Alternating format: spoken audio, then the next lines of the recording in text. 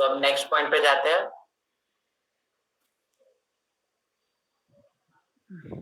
ये देखो, हमने एक पॉइंट पढ़ा था डिस्टिंक्ट पर्सन करके, आपको याद हो तो? याद नहीं है तो मैं एक बार रिवाइज करवा देता हूँ। ये देखो, डिस्टिंक्ट पर्सन क्या था वो एक बार समझ लेते हैं। ये सुनो, एक सेक्शन 25 था जिसमें था कॉन्सेप्ट ऑफ डिस्टिंक्ट पर्सन कि अगर कोई भी पर्सन है जिसका प्लेस ऑफ बिजनेस है, ब्रांच है, ऑफिस है, अगर मैं ही एक पर्सन हूँ, मेरी एक ब्रांच है, ऑफिस है, या कोई भी दूसरे स्टेट में, डिफरेंट स्टेट में, एक ब्रांच मुंबई महाराष्ट्र में है, दूसरी ब्रांच दिल्ली में, या तीसरी ब्रांच कर्नाटक, राइट? तो मेरे अलग अलग स्टेट में ब्रांचेस है। तो क्या कहा गया है, for each such state, her state के लिए मुझे कंपलसरी अलग जीएसटी नंबर लेना पड़ता। ये कॉन्सेप्ट था डिस्टिंक्ट पर्सन का।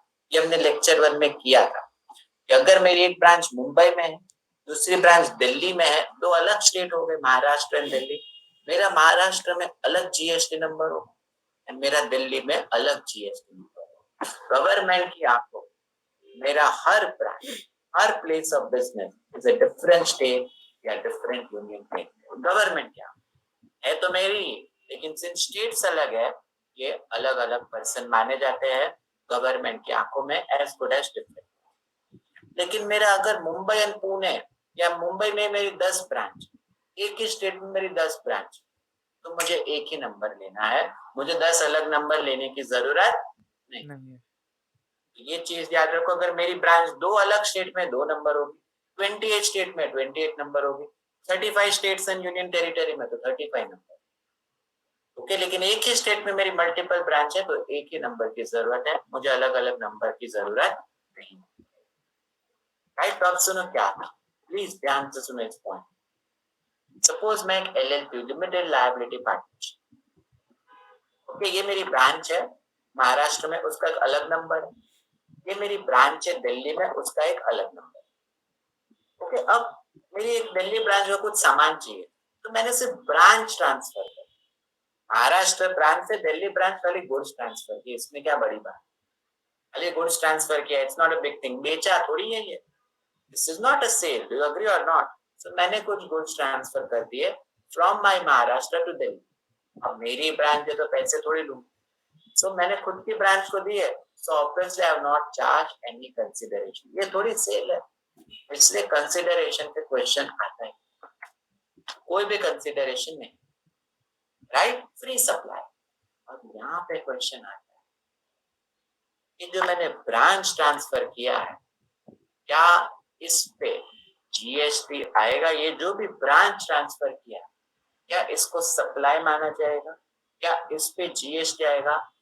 मेरे हिसाब से तो जीएसटी का क्वेश्चन नहीं आना चाहिए। आपका ऐसा कोई व्यू है तो बता सकते हो, क्या इस ट्रांजैक्शन पे जीएसटी आएगा या नहीं आएगा? देखो एक्ट क्या, गवर्नमेंट क्या कहती है, तो गुस्सा आ जाएगा। गवर्नमेंट क्या कहती है कि अगर सेक्शन 25 में क्या लिखा है कि अगर place of business different state या डिफरेंट यूनियन टेरिटरी, तो आपको हर स्टेट यूनियन टेरिटरी में अलग जीएसटी नंबर लेना पड़ता है, राइट?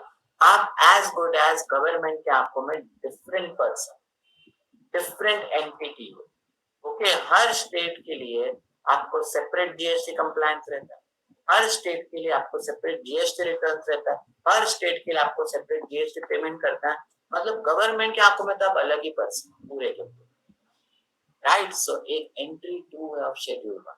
गुस्सा आ जाए, मुझे तो बहुत गुस्सा आता है कि अगर गुड्स या सर्विस सप्लाई किए between distinct person, between separate GST registration, इसको भी टैक्सेबल सप्लाई बोला गया है, जीएसटी एप्लीकेबल हो जाएगा ऑन मार्केट वैल्यू। तो समझाए कि अगर मैं अपने मुंबई ब्रांच से दिल्ली ब्रांच गुड्स ट्रांसफर कर, ब्रांच ट्रांसफर कर, उसका मार्केट वैल्यू से 1 लाख है, इस 1 लाख पे महाराष्ट्र ब्रांच को 18,000 का जीएसटी भरना पड़ता है, 18,000 का जीएसटी भरना। हाँ, वो दिल्ली ब्रांच को उसका 18,000 का इनपुट टैक्स क्रेडिट मिलेगा, अग्री, बट ये 18,000 आज तो भरना। बहुत डिफिकल्ट है डाइजेस्ट करना कि अगर मैं गुड सप्लाई करूं मेरी ब्रांच, या सर्विस सप्लाई करूं मेरी ब्रांच है, मेरा ही है, सब कुछ मेरा है, तो उसपे भी जीएसटी अट्रैक्ट होता है मार्केट वैल्यू। ठीक है, तो ये हमारा सेकेंड एंट्री थी, entry number 2 of CGST of schedule fund. क्या इसमें किसी को डाउट? वरना एंट्री 3 इससे भी ज्यादा डिफिकल्ट है। सॉरी सर, सेम स्टेट में तो नहीं होगा ना? सेम स्टेट में नहीं होगा, क्योंकि मेरा एक ही जीएसटी नंबर है ना, तो उसमें नहीं होता। अलग जीएसटी नंबर होता है ना, वही होता है। सर पर वहाँ पे ऑप्शन भी होता है ना, वी कैन टेक अलग अलग हाँ, जीएसटी। अगर आपने जैसे मेरी एक ब्रांच मुंबई में, एक ब्रांच पुणे में, दोनों महाराष्ट्र में, राइट, बट आपने मुंबई के लिए अलग नंबर लिया जीएसटी, पुणे के लिए आप चाहते हो तो अलग नंबर ले सकते हो, ऑप्शनल है। सपोज आपने तो अलग नंबर लिए, तो जो ब्रांच ट्रांसफर करोगे विद इन द स्टेट उस पे जीएसटी है। जहां जहां जीएसटी नंबर अलग है, वहां वहां आप जो भी ब्रांच ट्रांसफर करोगे जीएसटी अट्रैक्ट होता है। ठीक है क्या? अब ये पॉइंट देखो यार, ये तो थोड़ा डिफिकल्ट है, अगर नहीं समझा तो मैं वापस समझाऊंगा, सुन लो। जैसे आपको पता है जॉनसन एंड जॉनसन एक कंपनी है जो बेबी प्रोडक्ट्स है वो बेचती है, से वो प्रिंसिपल है, वो जॉनसन एंड जॉनसन के प्रोडक्ट्स डिस्ट्रीब्यूटर्स बेचते हैं, वो आके नहीं बेचते, राइट। तो अब क्या होता है, उन्होंने हर जगह पे एजेंट डिस्ट्रीब्यूटर्स को अपॉइंट करके रखा, ये डिस्ट्रीब्यूटर जाके दुकान में सब कुछ करते हैं। ठीक है, तो जॉनसन एंड जॉनसन क्या करता है, ये अपना, मैं उनका एजेंट, डिस्ट्रीब्यूटर बोलो, एजेंट बोलो, जो भी बोलो, तो जॉनसन एंड जॉनसन मुझे ये बेच देता है, मतलब देता है विदाउट एनी कंसिडरेशन। प्लीज सुना, ये मुझे देता है विदाउट एनी कंसिडरेशन। अब मैं जाके ये सब कस्टमर को बेच गया, यहाँ पे क्या हुआ, जॉनसन एंड जॉनसन ने मुझे दिया to sell to customer, right. तो देखो अब गवर्नमेंट से क्या, गवर्नमेंट क्या बोले कि जॉनसन एंड जॉनसन कस्टमर को ये प्रोडक्ट किसने बेचा, उन्होंने बोला एजेंट ने। सेकंड क्वेश्चन, कस्टमर से पैसा कौन कलेक्ट करेगा, एजेंट कलेक्ट करता है। थर्ड क्वेश्चन पूछा, कोई भी कंप्लेन आई प्रोडक्ट में तो कोई जॉनसन एंड जॉनसन को तो कॉल नहीं करता ना, किसका गला पकड़ा जाएगा, यार एजेंट का ही पकड़ा जाएगा। And fourth and most important, customer पे जो इनवॉइस है उस पे सेलर का नाम जॉनसन एंड जॉनसन है कि एजेंट का है, तो कहा क्या एजेंट है, एजेंट है। तो यार ये क्या हो रहा है, ये क्या हो रहा है, प्रोडक्ट भी कस्टमर, सो कस्टमर के लिए एक्चुअली सेलर कौन, कस्टमर को अगर कुछ भी हुआ केस करना है तो जॉनसन एंड जॉनसन पे नहीं होगा, इस एजेंट पे होगा। तो गवर्नमेंट यहाँ पे क्या करे, गवर्नमेंट कहती है कि वेयर एजेंट कोई भी ऐसी एक्टिविटी करता है जहां पे वो सप्लाई करता है, बेचता है on behalf of the principal, and most important thing, जो इनवॉइस है it is issued in the name of agent, tax invoice is also issued in the name of agent, and as per entry 3 of schedule 1, principal ने जो भी agent को माल supply किया, बेचा नहीं था एजेंट ने, ऐसे मुझे दिया था बेचने के लिए, तो प्रिंसिपल ने जो एजेंट को माल दिया है इसको भी टैक्सेबल सप्लाई कहा जाता है। प्रिंसिपल को इस पे मार्केट वैल्यू पे जीएसटी भरना पड़ता है। समझे आप लोग? तो क्या होता है यहाँ पे, आप रियल लाइफ में भी ऐसे ही देखते हो, ब्रिटानिया के प्रोडक्ट्स होते हैं, उसके डिस्ट्रीब्यूटर्स, उसके सारे डिस्ट्रीब्यूटर्स होते, ब्रिटानिया उन डिस्ट्रीब्यूटर्स को देता है, एंड बाद में आप लोग डिस्ट्रीब्यूटर से माल खरीदते। तो अगर कुछ प्रोडक्ट में गड़बड़ निकली तो क्या ब्रिटानिया को फोन करते हो, वहां जाके फैक्ट्री में गाली देते हो, नहीं ना, उस डिस्ट्रीब्यूटर को पकड़।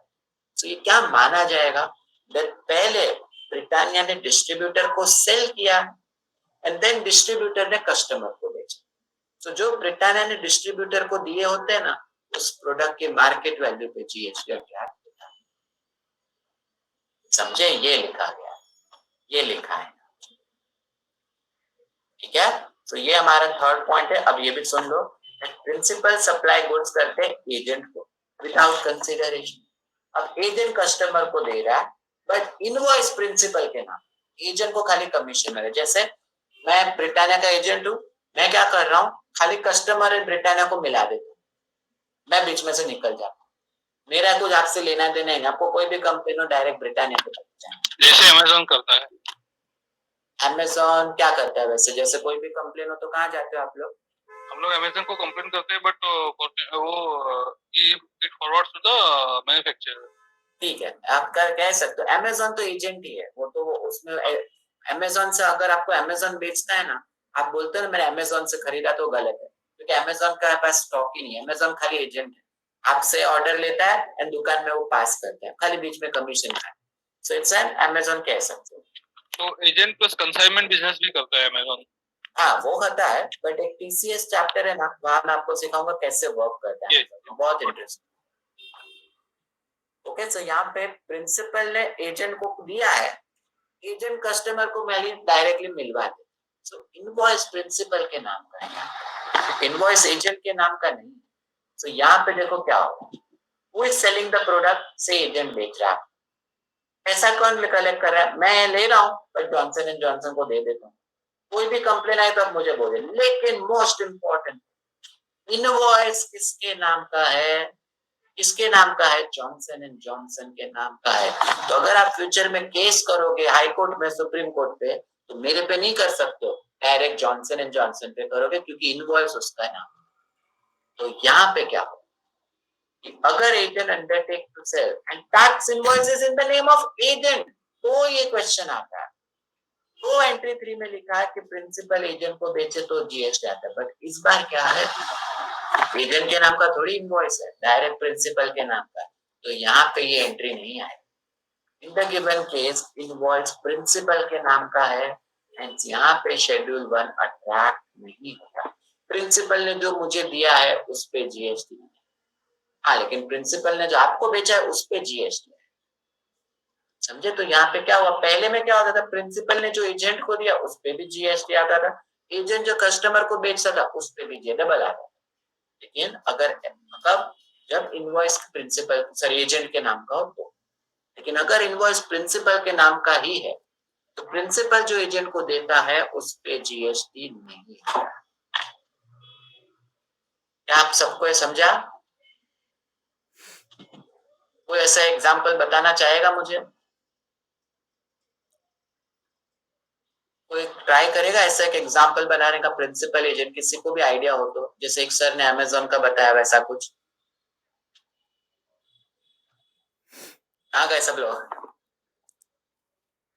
कोई भी एनीवन कैन दे ट्राई ऐसा बनाने का एक एग्जाम्पल? आपने सुना होगा फ्रेंचाइजी करके कुछ होता है, जैसे बहुत सारी फ्रेंचाइजी होती है, केक शॉप की होती है, फिर होटल्स की होती है, बहुत सारी फ्रेंचाइजी होती है।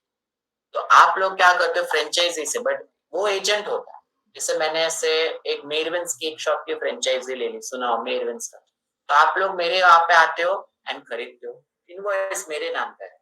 बट फ्रेंचाइजी में क्या होता है, वो प्रिंसिपल मुझे देता है केक एंड मैं आपको देता हूँ।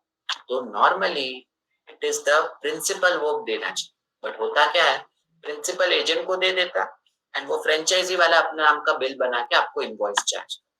तो ये जो मेरवेंस के ओनर ने मुझे केक बना के दी उस पे भी जीएसटी आएगा, एंड मैं जो आपको केक सेल कर रहा हूँ उस पे भी जीएसटी आएगा। ऐसा होगा, ठीक है? तो ये शेड्यूल इसमें transaction is between the agent and the customer, और पहले केस में जो होता transaction was between the principal and the customer, agent is only a mediator. ये जो केस है इसमें the agent is a becomes the principal. हाँ, agent is a seller in the second case, वैसा होता है। That is why principal is not liable to pay taxes. But what are the principal is giving to agent, on that principal has to pay the GST. On that agent will have to pay the GST. Yeah, So agent has to pay the GST to principal. correct, sir. Correct. So this summary, if you listen, sorry. अगर आप ध्यान से देखो तो फर्क इतना ही है कि अगर प्रिंसिपल ने बिल बना के दिया है, इनवॉइस प्रिंसिपल के नाम का, तो प्रिंसिपल जो भी एजेंट को देता हो उस पे जीएसटी नहीं आता। लेकिन अगर इनवॉइस एजेंट ने आपको दिया है, तो प्रिंसिपल ने जो भी एजेंट को दिया उस पे जीएसटी आएगा, प्लस एजेंट ने जो कस्टमर को दिया उस पे भी जीएसटी आता है। ये है चीज, सिर्फ इनवॉइस का ध्यान देना है, बाकी कुछ भी। ओके, तो ये शेड्यूल 1 एक बार रिवाइज करते हैं, ध्यान से सुनो। शेड्यूल 1 क्या कहता है, अगर मैंने कोई भी प्रोडक्ट खरीदा, उस पे इनपुट टैक्स क्रेडिट ले लिया एंड बाद में मैं उसको परमानेंटली ट्रांसफर कर देता हूँ, डिस्पोज कर देता हूँ, भले फ्री में भी करूँ, जीएसटी आता है। सेकेंड पॉइंट क्या था, अगर मैं ब्रांच ट्रांसफर कर रहा हूँ, मेरी कोई ब्रांच दूसरे स्टेट में, अलग जीएसटी नंबर है, मार्केट वैल्यू पे जीएसटी आता है। थर्ड, अगर मैं प्रिंसिपल हूँ, अपने एजेंट को दे देता हूँ सामान एंड बाद में एजेंट अपने नाम का बिल बनाता है, उस पे भी जीएसटी आता है। ओके, फोर्थ पॉइंट है जो अभी नहीं, वो इंपोर्ट चैप्टर में करेंगे। अगर आप इंपोर्ट कर रहे हो फ्रॉम अपनी ही ब्रांच फ्रॉम आउटसाइड इंडिया, तो भी फ्री में भी करो तो भी जीएसटी आता है, वो इंपोर्ट चैप्टर में पूरा स्टडी करेंगे, अभी डिटेल में नहीं। ठीक है, तो ये था शेड्यूल 1 जो डेडली है। इसमें क्या मिसिंग था, क्या मिसिंग है? कंसिडरेशन नहीं है तो भी सर जीएसटी आता है, कंसिडरेशन नहीं है तो भी जीएसटी आता है, वो ठीक है। यहाँ पे आप लोग को क्लियर हुआ। अब एक फाइनल पॉइंट पे आते हैं शेड्यूल 3 में। शेड्यूल 2 आज नहीं होगा, वो मैं नेक्स्ट टाइम कराऊंगा, थोड़ा डिफिकल्ट है इसलिए मैं बोल। देखो, अब मैं आपको लेके जाता हूँ शेड्यूल 3। ये एक बहुत इंटरेस्टिंग है, नॉन टैक्सेबल सप्लाई, मतलब इस पे जीएसटी नहीं लगेगा, ये एग्जम्प्ट नहीं है। देखो, अलग अलग टाइप ऑफ सप्लाई होते हैं, जैसे मैं आपको समझाता हूँ। ये देखो, अलग अलग नेचर ऑफ सप्लाई होते हैं। पहला आता है टैक्सेबल सप्लाई, मतलब कोई भी प्रोडक्ट या कोई भी सर्विस जिसपे जीएसटी लगेगा उसको टैक्सेबल सप्लाई बोलते हैं। जैसे टीवी है, एयर कंडीशन है, रेफ्रिजरेटर है, कोई भी ऐसी चीज जिसपे जीएसटी रेट अट्रैक्ट होता है उसको बोलते हैं टैक्सेबल। करेक्ट। देखो, मेडिसिन, कोई भी ऐसे प्रोडक्ट जिसपे जीएसटी लगा 5%, 12, 18, उस पे जीएसटी, उसको बोलते हैं टैक्सेबल सप्लाई। सेकंड होता है एग्जम सप्लाई। ये क्या होता है? एग्जम सप्लाई मतलब स्कूल फीस होती है या फिर हॉस्पिटल में आप एडमिट होते हो, ये एग्जम्प्ट होता है, गवर्नमेंट ने इस पे जीएसटी नहीं माफ कर दिया, ये होता है एग्जम सप्लाई। थर्ड होता है nil rated supply. Nil rate यानी जैसे 5%, 12% कैसे जीएसटी रेट है, वैसे नील यानी जीरो करके एक रेट है। जैसे आप ग्रेन्स खरीदो, फ्रूट्स खरीदो, वेजिटेबल्स खरीदो, ये सब नेसेसरी प्रोडक्ट, तो जीएसटी में इसको नील रेट के कैटेगरी में डाला। एग्जाम में बोल सकते थे बट अलग बना है, नील रेटेड सप्लाई। फिर एक आया जीरो रेटेड सप्लाई। यार ये क्या है, सब एक जैसा ही लग रहा है। जीरो रेटेड सप्लाई मतलब क्या? ये एग्जाम नहीं है, ये नील रेटेड नहीं, ये टैक्सेबल है, इस पे रेट लगता है, बट अगर मैं इसको एक्सपोर्ट कर रहा हूँ ना आउटसाइड इंडिया, तो उसको फॉरेन करेंसी ला रहा हूँ, इसलिए इसको जीरो रेट में डाल। जैसे मोबाइल होता है, मैं इंडिया में बेचू तो 18% है, बट वही मोबाइल को अगर मैं एक्सपोर्ट कर देता हूँ, फॉरेन करेंसी लाता हूँ, तो गवर्नमेंट बोलते हैं यार अच्छा कर रहा है, इसलिए रेट जीरो कर। तो अगर आप कोई भी प्रोडक्ट या सर्विस एक्सपोर्ट करो उसको बोला जाता है जीरो रेटेड सप्लाई। फिर आता है नॉन जीएसटी। नॉन जीएसटी मतलब जिसपे आज भी पुराने टैक्सेस जिंदा है, पेट्रोल, अल्कोहल, इस पे आज भी एक्साइज ड्यूटी लगता है, आज भी वैल्यू एडेड टैक्स लगता है, सो इसको जीएसटी एक्ट से अभी तक तो ये बाहर, नॉन जीएसटी को। एंड फाइनली आता है नॉन टैक्सेबल सप्लाई, शेड्यूल 3। सो ये देखो, ये कैटेगरीज है सारे सप्लाई के, ये सारे सप्लाई के कैटेगरीज है, इतने सारे कैटेगरी, ठीक है, याद रहेगा। सो ये होता है शेड्यूल 3 जो मैं अब आपको सिखाने वाला हूँ, नेगेटिव लिस्ट बोलते हैं।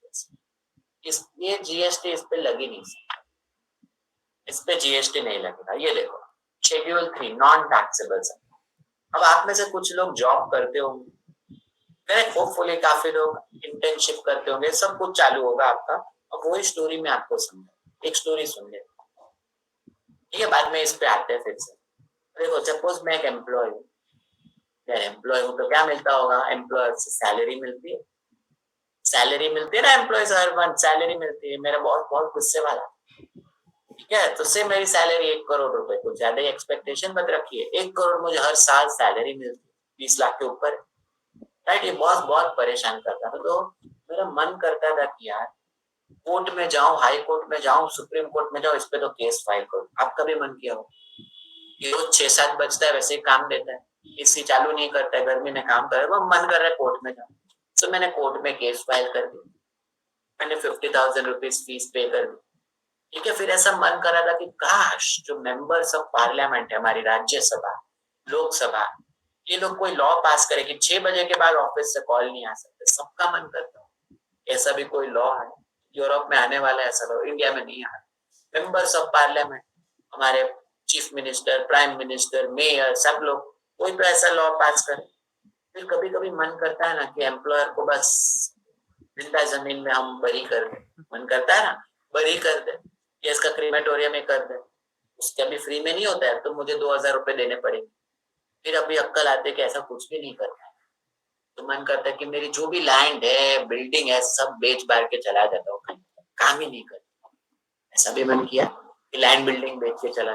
अब ये क्या बोल रहा है, यही नेगेटिव लिस्ट है जीएसटी कि अगर इस सब से पैसे मिलते हैं तो जीएसटी नहीं लगता। सुनो ध्यान से बात, ये स्टोरी याद रहेगी। नेगेटिव लिस्ट सुनो सब लोग, प्लीज सुनो। Schedule 3 negative list in GST, वो एक्टिविटीज या transaction which shall neither be treated as supply of goods nor it shall be treated as supply of services। इसको बोला एक्टिविटीज और ट्रांजैक्शन, इसको सप्लाई नहीं बोले, नॉन टैक्स। कौन सी पहली कौन सी, जो भी एम्प्लॉय सैलरी इनकम कमाएगा 20 लाख 1 करोड़ 100 करोड़, सैलरी पे कभी भी जीएसटी नहीं है, कभी भी GST, any amount of salary और नॉन टैक्स।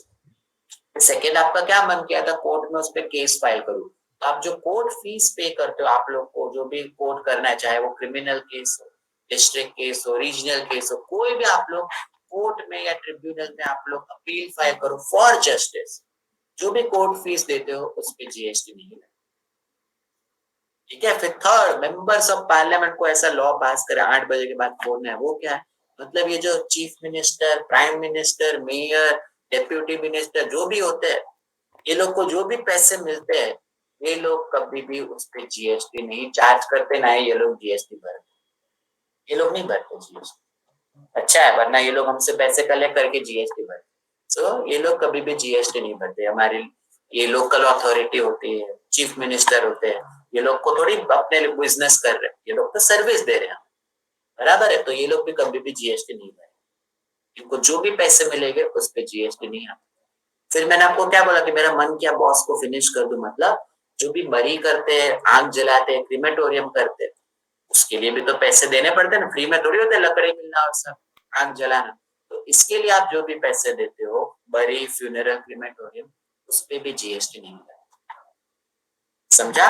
और मैंने आपको क्या बोला, फाइनली लैंड बिल्डिंग बेच के चला जाओ, मतलब क्या, अगर मेरे पास लैंड है, चाहे वो रूरल लैंड हो या अर्बन लैंड, गांव में हो या शहर में, अगर मैं लैंड बेचता हूँ उस पे भी जीएसटी कभी नहीं, लैंड पे जीएसटी नहीं लगा। धरती माँ पे जो अगर आप बेच रहे हो तो उस पे जीएसटी नहीं है। एंड मैंने बोला था बिल्डिंग में एक अलग तरीका है, वो मैं समझाऊंगा। अगर आप बिल्डिंग बेचते हो, ठीक है, बिल्डिंग बेचते हो, चाहे वो रेसिडेंशियल हो, कमर्शियल, और आपको पूरा पैसा कभी मिला है, एक बिल्डिंग में होता है कि बिल्डिंग बन जाता है, एक सर्टिफिकेट लोकल अथॉरिटी देती है, म्युनिसिपैलिटी, कि बिल्डिंग इज ऑक्यूपाइड या बिल्डिंग इज कंप्लीट। उस सर्टिफिकेट मिलने के बाद अगर आपको कोई भी पैसे मिले हैं तो जीएसटी अट्रैक्ट नहीं हो। वो मैं आपको सिखाता हूँ क्या होता है।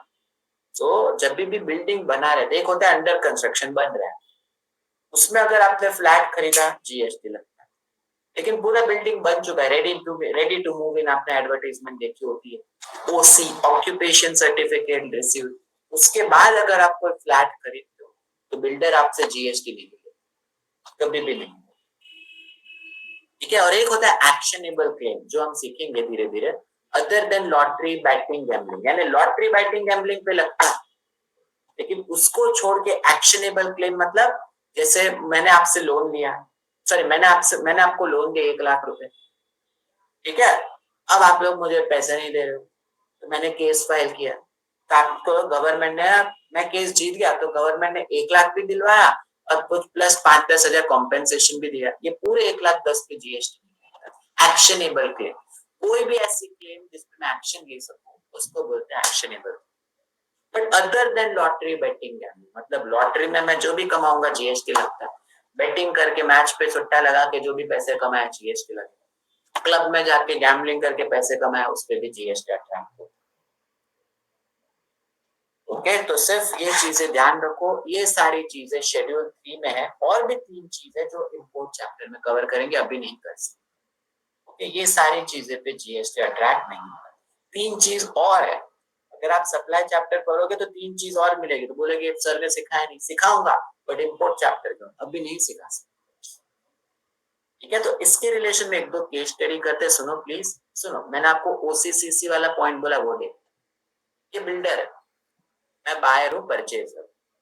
सपोज मैंने फ्लैट, ये बिल्डर ने मुझे फ्लैट बेचा, बिल्डिंग बेचा, मैंने उसे 2 करोड़ रुपए दिए, मुझे ओसी एंड सीसी मिल गया, वैसे बिल्डिंग में फ्लैट लेना, वरना रिस्क है ना, आधा बन के अटक गया तो यार डर लगता है। सो कुछ बिल्डिंग रेडी है, ओसीसी से मिल गया है, बस मुझे पोजेशन लेना है, तो ऐसे बिल्डिंग में मैंने 2 करोड़ रुपए दे दिए, देखो दे दिए।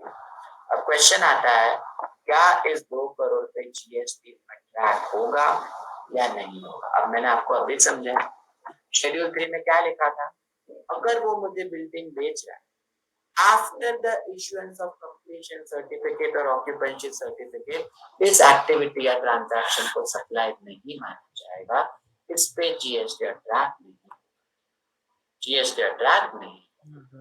It shall neither be treated as supply of goods nor it shall be treated as supply of services. तो ये 2 करोड़ पे मुझे जीएसटी अट्रैक्ट नहीं होगा। ठीक है। आप लोग बस स्टॉप पे देखो, काफी एडवर्टीजमेंट रहते हैं, ready to move in flats, OC CC received, no GST, ऐसा लिखते हो, ठीक है। अब ओसी रिसीव्ड हो चुका है तो तू जीएसटी लगा ही नहीं सकता, बराबर है ना, पर जस्ट टू अट्रैक्ट यू ये लिखा रहता है नो जीएसटी। टेक्निकली ओसी रिसीव्ड हो गया तो जीएसटी बिल्डर लगा ही नहीं सकता, बट ऐसा बस लिखा रहता है। ये सारी चीज आप बस स्टॉप पे देखो, रेलवे स्टेशन पे ऐसी एडवर्टीजमेंट रहती है, टेलीविजन में भी आता है, ठीक है। एक और केस स्टडी करो कि देखो, मैं एक पर्सन हूँ, अब मैं इंश्योरेंस कंपनी, इंश्योरेंस कंपनी के पास से मैंने इंश्योरेंस करेक्ट, अब कुछ हुआ था तो मैंने इंश्योरेंस क्लेम ली 50 लाख रुपए, correct. This right to recover क्या है कि अगर मुझे कुछ भी हुआ तो मुझे इंश्योरेंस से पैसे लेने, सो ये एक्शनेबल क्लेम। ये क्या होता है? Actionable claim. Right to recovery is what? Actionable claim. अब ये जो एक्शनेबल क्लेम मुझे मिला 50 लाख रुपए, क्या इस पे जीएसटी आएगा कि नहीं है, ये क्वेश्चन है। तो यहाँ पे वही है, actionable claim other than lottery, batting, gambling पे कभी भी जीएसटी नहीं, कि वो शेड्यूल 3 में। तो लॉटरी, बैटिंग, गैम्बलिंग पे आएगा, बट उसको छोड़ के कोई भी एक्शनेबल क्लेम है जिसके सामने मैं एक्शन ले सकता हूँ, जो भी पैसा मिलता है उस पे जीएसटी नहीं। सो इस 50 लाख पे भी कभी भी जीएसटी अट्रैक्ट नहीं। समझे? एक केस स्टडी 3 देखते हैं, ये देखो बिल्डर फिर से आया, बिल्डर ने में देखो एक अंडर कंस्ट्रक्शन प्रॉपर्टी बन रही है, अभी तक कंप्लीट हुई नहीं है बिल्डिंग, ओसीसीसी मिलने का क्वेश्चन ही नहीं आता है, अंडर कंस्ट्रक्शन प्रॉपर्टी, राइट। अब मैंने 1 करोड़ रुपए दिए उसको, ओके। अब कंप्लीशन सर्टिफिकेट, ऑक्यूपेशन सर्टिफिकेट नहीं मिला, मेरी ये आती है, क्या जो 1 करोड़ रुपए मैंने दिए, क्या उस पे जीएसटी अट्रैक्ट होगा या नहीं? शेड्यूल 3 में क्या कहा है? सेल ऑफ बिल्डिंग, अगर मैं पैसा देता हूं आफ्टर द रिसिप्ट ऑफ ओसी या सीसी तो जीएसटी आता नहीं है, बट इस बार मैंने पैसे कब दिए? अंडर कंस्ट्रक्शन प्रॉपर्टी में दिए, ऑक्यूपेशन सर्टिफिकेट, कंप्लीशन सर्टिफिकेट नहीं मिला है, अंडर कंस्ट्रक्शन प्रॉपर्टी में दिए। सो इस 1 करोड़ रुपए पे जीएसटी आए, इस 1 करोड़ रुपए पे जीएसटी आ जाएगा, आने वाला है। तो ये चीज आप लोग ध्यान रखो, काफी लोग अकॉर्डिंगली प्रॉपर्टी खरीदते, प्राइसिंग स्ट्रेटेजी ऐसे determine. And final case study देखो, सपोज मैं एक सप्लायर हूं, मैंने लॉटरी टिकट खरीदी 250 रुपए, अब जीता तो यार कितना पैसा मिलेगा? This right to recover is actionable, I have just chance to win, it is not कि मैं जीतने वाला हूं, chance to win, it's an actionable claim. अब whether GST will be attracted on sale of lottery ticket, क्या ये 250 rupees पे GST आएगा? क्योंकि लॉटरी टिकट इज एक्शनेबल, जीता तो आई कैन टेक एक्शन ना, बराबर है। तो क्या 250 पे जीएसटी आएगा? तो गवर्नमेंट ने शेड्यूल 3 में इसी का ध्यान, एक्शनेबल क्लेम पे नहीं आएगा, बट क्या लिखा है? Actionable claim other than lottery, batting, gambling को बाहर रखा है जीएसटी से। That means lottery, betting, gambling पे जीएसटी आएगा। तो supplier is selling lottery ticket and इस पे जीएसटी अट्रैक्ट हो जाएगा, समझे? तो ये हमारा पूरा शेड्यूल 3 था।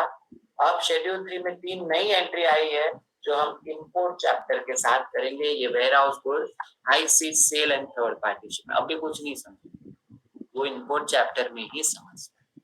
तो ये है, मैं मानता हूँ, बट आज नहीं सिखाऊंगा। कब सीखेंगे? इम्पोर्ट चैप्टर के 60 नंबर से। क्लियर है? इसमें एक और शेड्यूल 2 करके भी है, वो अलग अलग चैप्टर्स के साथ आएगा, मैं वहां पे आपको सिखाऊंगा। तो आज के लिए अपना हमारा इतना ही चैप्टर था। पूरा सप्लाई हमने कंप्लीट किया। पहले एक बार रिविजन देखो। सप्लाई कब लगता है? जीएसटी। जब मैंने कोई गुड्स या सर्विस, मुझे पैसा मिला, मैं पर्सन हूँ एंड मेरा बिजनेस है, तो आता है जीएसटी। एंड मेरा 20 लाख के ऊपर है तो करेक्ट। फिर हमने कंपोजिट एंड मिक्स सप्लाई सीखा कि एक प्रिंसिपल है, बाकी सब सेकेंडरी है, तो कंपोजिट सप्लाई। सारे के सारे प्रिंसिपल है। सिंगल इनवॉइस है, सिंगल प्राइस है, तो उसको मिक्स बोला। शेड्यूल 1 सीखा कि पैसा नहीं है तो भी जीएसटी लगता है, कि मैंने परचेज पे आईटीसी ले लिया, फ्री में दे दिया, जीएसटी लगेगा। मेरी ब्रांच में ब्रांच ट्रांसफर कर रहा हूँ, जीएसटी लगता है। प्रिंसिपल एजेंट इनवॉइस देता है, जीएसटी लगता है। ये सारी चीजें। एंड अभी हमने शेड्यूल 3 किया, negative list.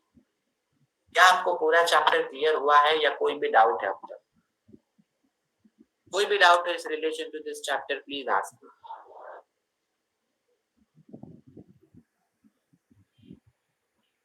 No doubts? No doubt. No sir. Very good. इसकी पीपीटी मैं आपको मंडे या ट्यूसडे मैक्सिमम आपको भिजवा दूंगा, आप लोग स्टडी कर सकते हो। हम next Sunday most difficult chapter start करेंगे, प्लेस ऑफ सप्लाई। ये एक लेक्चर में खत्म नहीं होता है, 2 लेक्चर से भी ज्यादा भी जा सकते हैं, पर ट्राई करूंगा 2 में खत्म हो। 3 आवर्स का होगा वो लेक्चर, ठीक है? तो thank you so much each and everyone. Goodbye good, गुड बाय, take care. Thank you sir. Thank you, good night sir. Thank you, sir.